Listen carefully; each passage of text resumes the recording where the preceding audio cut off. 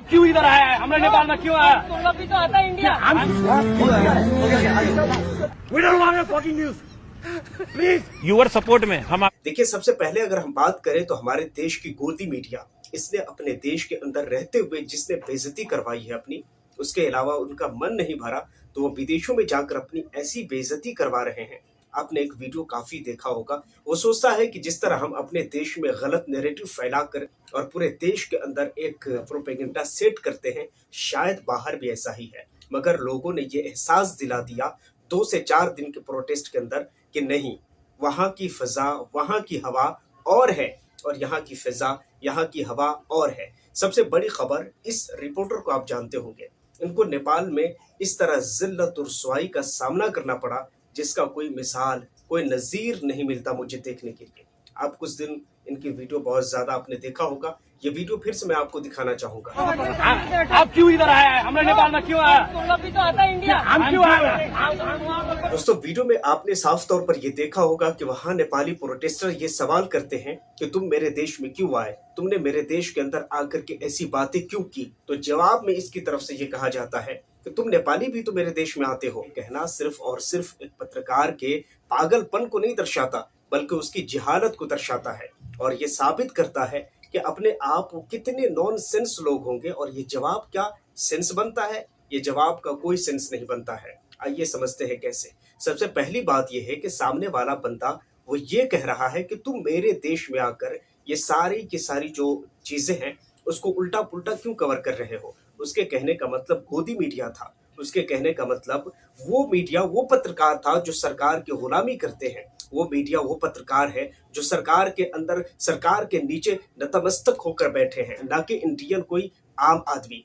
ना कि इंडियन कोई आम व्यक्ति। अब आप अंदाजा लगाइए कि इतने भरे प्रोटेस्ट के अंदर में उनको ये कहा जाता है कि तुम मेरे अंदर, मेरे देश के अंदर क्यों आए। तो वो कहती है कि तुम भी तो हमारे देश में आते हैं। ये कहना उन हजारों इंडियन के जान को खतरे में डालना हुआ जो इंडियन नेपाल में रहते हैं। आप अंदाजा लगाइए कि अगर इस तरह की बातें अगर एक जिम्मेदार आदमी की तरफ से किया जाएगा तो फिर वहां पर रहने वाले इंडियन लोगों का क्या होगा। क्योंकि मैंने अपनी इन्हीं आंखों से देखा है, एक नहीं, दो नहीं, हजारों इंडियन को मैं जानता हूं जो वहां नेपाल में रहते हैं, कारोबार करते हैं, कोई नौकरी करते हैं, अपना पेट पालन करते हैं और अपनी जिंदगी यापन करते हैं। उन इंडियन का क्या होगा इन तुम्हारे जुमले, तुम्हारे शब्द की वजह से। लेकिन नहीं भाई, किसी को कोई परवाह हो ही नहीं सकता है। क्यों? यहाँ पर उनको सिर्फ ये नजर आता है कि हमने इंडिया के अंदर जो माहौल गलत मलत यहाँ वहाँ इधर उधर किया, नेपाल में भी करके निकल जाएंगे। मगर नेपाल की जनता ने उसे दबोच लिया और इतनी जिल्लत भरी जिंदगी उनको गुजार कर आनी पड़ी नेपाल से, जिसका आप अंदाजा भी नहीं कर सकते हैं। उसी के साथ एक और रिपोर्टर है भारत के, देखिए ये उल्टी सीधी बातें कर रहे थे नेपाल में जाकर। वहीं पर किसी नेपाली जनता ने इसे जड़ दिया और वहीं पर इसे सबक सिखा दिया। ये नेपाल की जमीन और नेपाल की भूमि है। यहाँ पर नैरेटिव वही सेट किया जाता है जो जनता के हक और हित में हो।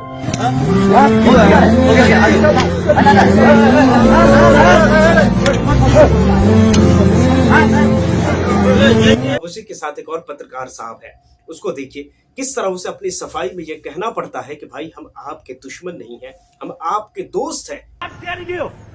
We don't want your fucking news. Please. Your support में हम आपके सपोर्ट में No, आए। I don't want your support. Okay, We don't want I am your with you. हम दिल्ली से आए, आपके लिए आए बस। क्यों भाई, ये सफाई देनी ही क्यों पड़ती है? पहली बात तो ये है कि इनको पता है कि हमने आज तक जो कुछ किया है वो क्या किया है, इसलिए उसे मजबूरन ये सफाई देनी पड़ रही है कि हम आपके हक हित में हैं। मगर इसके बावजूद नेपाल की जनता मानने को, सुनने को तैयार नहीं है। अंदाजा लगाइए क्यों? आखिर ऐसा आपको क्यों लगता है? ऐसा सिर्फ इसलिए है कि नेपाल हमसे कोई ज्यादा दूर भी नहीं है। नेपाल हर मामले में हमारे दुख सुख और हम उनके दुख सुख में साथ में खड़े रहे। मगर कुछ पॉलिटिकल एजेंडा के तहत अभी कुछ बातें खराब हुई, इंडिया के रिलेशनशिप खराब हुए। मगर इसका ये मतलब नहीं है कि वहाँ के लोग इंडिया के हालात से बेखबर है। वहाँ के लोग इंडिया के हालात को बहुत अच्छे से जानते हैं और मुझे लगता है कि इतने अच्छे से जानते हैं कि अगर आप वहाँ जाएं, किसी को इंडिया के बारे में बताएं तो वो आपके बताने से ज्यादा कहीं कुछ बता देंगे। चलिए अब इसके साथ अगली खबर की बात करते हैं। मणिपुर को लेकर के एक बड़ी खबर और बड़ी अपडेट, और वो ये है कि मणिपुर 28 महीनों से जल रहा है, लेकिन प्रधानमंत्री मोदी का इंतजार करता हुआ मणिपुर अब जाकर प्रधानमंत्री मोदी ने विजिट किया, लेकिन उनके विजिट करने से पहले जो कुछ बवाल हुआ और जो कुछ वहां हुआ वो एक दृश्य में आपको दिखाना चाहूंगा। सबसे पहले आप एक वीडियो देखिए, फिर इसके बाद हम इस पर विश्लेषण करेंगे। तो इस वीडियो में आप साफ तौर पर ये देख सकते हैं और ये देखा जा भी सकता है कि किस तरह से लोग वहां प्रधानमंत्री मोदी के आने से पहले जो रात है उस रात को वहां लोग होर्डिंग उतार रहे हैं। प्रधानमंत्री मोदी के पोस्टर लगे हुए वो तमाम पोस्टर वो फाड़कर फेंक रहे हैं। देखिए, एज अ न्यूज पर्सन मैं ना तो किसी सत्ता दल, किसी सत्तारूढ़ पार्टी के ना तो मैं पक्षधर हूं और ना तो मैं किसी विपक्ष के विपक्षी हूं। याद रहे, मेरा काम आप तक न्यूज पहुंचाना है। मेरा काम आप तक उन मीडिया की तरह तेल मसाला लगाकर झूठ को सच और सच को झूठ करना नहीं है, बल्कि मेरा काम सच को सच और झूठ को झूठ ही बताना है। और प्रधानमंत्री मोदी के जाने पर मणिपुर के लोग जिस तरह अपना रवैया दे रहे हैं उनके बारे में क्या कहना चाहते हैं, नीचे कमेंट सेक्शन में आप अपनी राय जरूर दीजिए। और हाँ, पहली बार अगर चैनल पर आए तो चैनल को जरूर सब्सक्राइब कर लीजिए, बेल आइकन को प्रेस कर लीजिए। इसी तरह की इंटरेस्टिंग खबरों के लिए मिलता हूँ किसी और वीडियो टॉपिक के साथ। जब तक के लिए थैंक यू फॉर वॉचिंग।